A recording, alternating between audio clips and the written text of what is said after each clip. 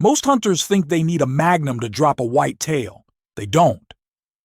Every season I see the same thing: massive muzzle blast, heavy recoil, and a hunter lifting his head off the stock at the shot. The deer runs. Then we blame the caliber. But here's the truth. Whitetail deer are not elk, not moose, and certainly not Cape buffalo. They're thin-skinned animals, and within normal hunting distances, you don't need overwhelming power. You need control. A manageable rifle, a well-designed bullet, and precise shot placement will outperform raw recoil every time. When you flinch, you miss. When you stay steady, the deer drops.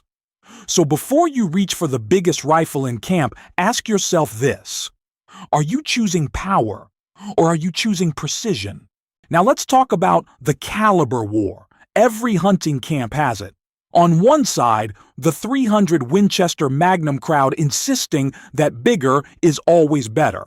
On the other, the .308 shooters claiming it's the perfect balance of power and practicality. And then there's the .223 group constantly defending themselves against the same criticism. .223 is unethical for deer.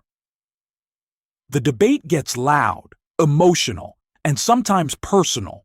Hunters argue about knockdown power, energy numbers, and what their grandfather used 30 years ago. But here's what rarely gets discussed. How far are we actually shooting? How well do we really handle recoil? And how often does ego influence our choice more than effectiveness? Most whitetail deer are harvested well under 300 yards. At those distances, several common calibers perform remarkably similarly when paired with the right bullet and proper shot placement. So before we draw battle lines between magnums and mid-calibers, we need to step back and ask an honest question. Are we choosing a rifle based on real-world performance? Or are we overthinking it and letting pride make the decision for us? To really understand this discussion, we have to step away from opinions and look at biology.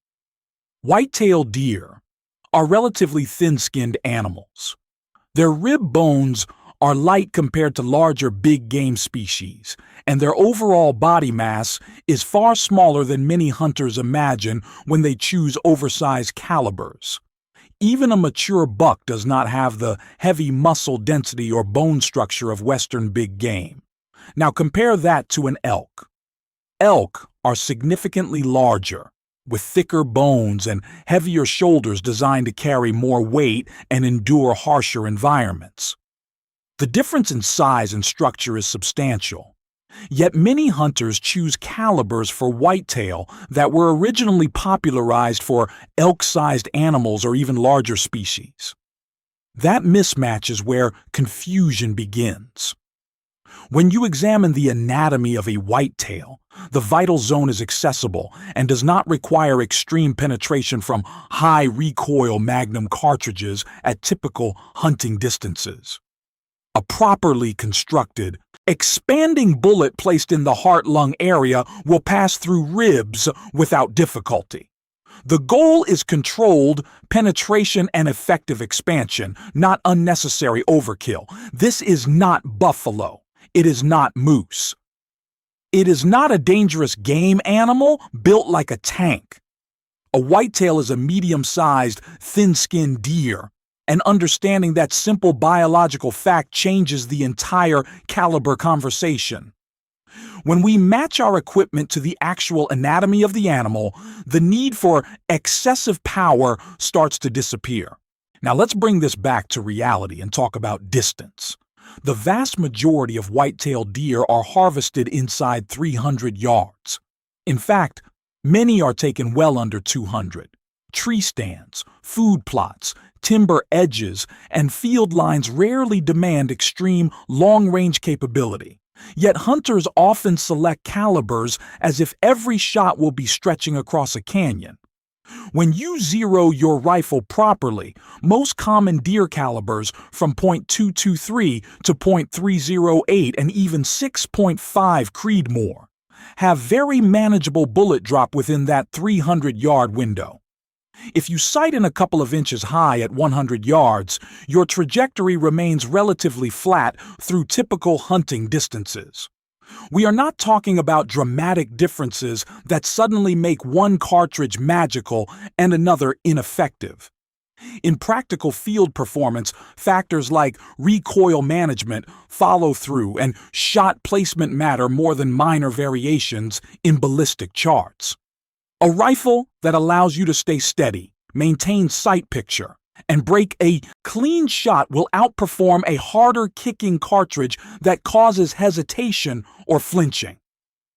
Real-world hunting is rarely about pushing limits. It is about controlled, ethical shots within reasonable distances. Once you acknowledge that most deer are taken under 300 yards, the conversation shifts away from maximum power and toward practical effectiveness. And that shift changes everything about how we choose a caliber. At the end of the day, everything comes down to shot placement. You can debate calibers all you want, but if the bullet does not pass through the vital zone, none of it matters.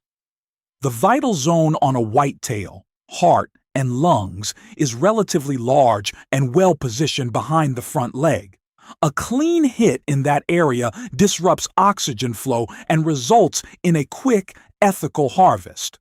There are two common approaches hunters discuss: aiming just behind the shoulder for a classic double lung shot, or intentionally taking the front shoulder to break bone and anchor the deer in place. Both can be effective when executed properly.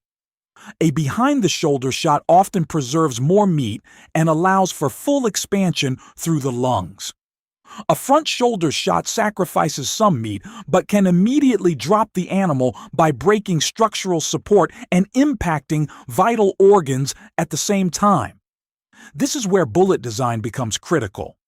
An expanding hunting bullet is built to open up on impact, transfer energy efficiently, and create a wider wound channel. Controlled expansion ensures adequate penetration while maximizing internal damage in the vital area. A poorly constructed bullet or poor placement can lead to unnecessary tracking and suffering. No caliber can compensate for a misplaced shot. Precision and discipline behind the trigger will always outweigh raw power. That is why the simplest truth in deer hunting remains unchanged. Shot placement is greater than caliber. So what do you actually need for whitetail deer hunting? Not the biggest cartridge on the shelf, not the loudest rifle in camp. What you need is a setup that works for you, consistently and confidently. First, choose a caliber you shoot accurately. Accuracy is not theoretical. It is proven on the range. If you can place 3 controlled shots into a tight group from a realistic hunting position, that caliber is doing its job. Confidence in your rifle translates directly to confidence in the field. Second, pick a recoil level you can truly manage. If the rifle makes you tense up or anticipate the shot, it is working against you. A manageable recoil impulse allows you to stay on target, maintain sight picture, and follow through properly. Control beats excess power every time. Third, use a bullet designed to expand. Modern hunting bullets are engineered to open reliably on impact, transfer energy efficiently, and penetrate through the vital zone. Expansion is what creates an effective wound channel and promotes a quick, ethical harvest. Finally, practice before the season starts. Practice from field positions, not just a bench. Know your zero, know your trigger, know how your rifle feels under pressure. When the moment comes, preparation removes doubt. That is what you actually need: accuracy, control, proper bullet design, and consistent practice. Everything else is secondary. As we wrap this up, remember this simple truth. You don't need the biggest rifle in camp. You need the one you shoot best. Whitetail hunting is not about impressing anyone with muzzle blast or cartridge size. It is about making a clean, ethical shot when the moment presents itself. The deer does not care what is stamped on your barrel. It only matters whether you place that bullet precisely into the vital zone. When you match your caliber to your ability, manage recoil effectively, and use a well-designed expanding bullet, you give yourself the best chance of a quick harvest. Confidence and control will always outperform excess power. That is what responsible hunting looks like. Now I want to hear from you. What caliber do you use for whitetail, and why? Share your real-world experience in the comments. Tell us your typical distances, your bullet choice, and what has worked for you over the years. I'm also pinning a question at the top. Is .223 enough for whitetail? Let's debate. Keep it respectful, keep it practical, and let's learn from each other as hunters.